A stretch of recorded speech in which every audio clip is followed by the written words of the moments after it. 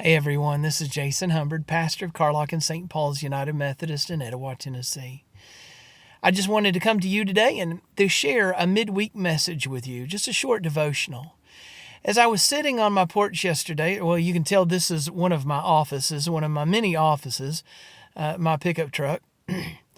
But I have another office space that's located on my front porch, in which I put out a card table, and much of my sermon preparation is done there, or my Greek homework. And I just happened to be working on some Greek homework at the time, and I was working pretty hard at it. My son was on the other side of the wall, on the outside.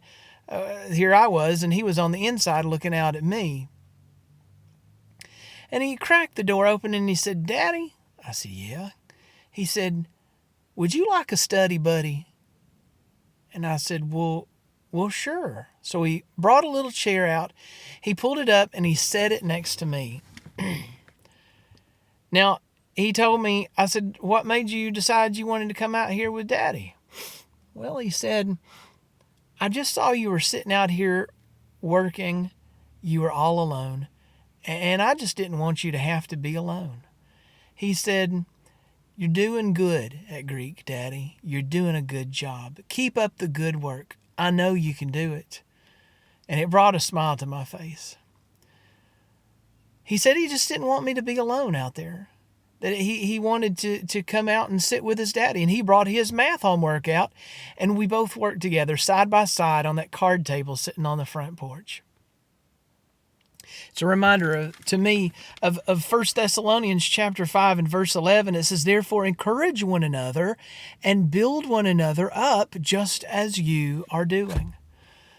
My son had no idea of the frustrations that I was going through. Maybe he had a keen sense of the frustrations of Greek class, but he never knew the challenges, the pure challenges that I was going through.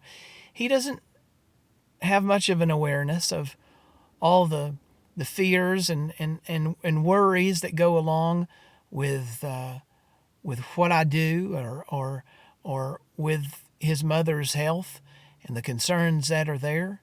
He has no idea what kind of burden I'm carrying, but he just wanted to pull up a chair and sit beside his daddy and let his daddy know, "You're not alone.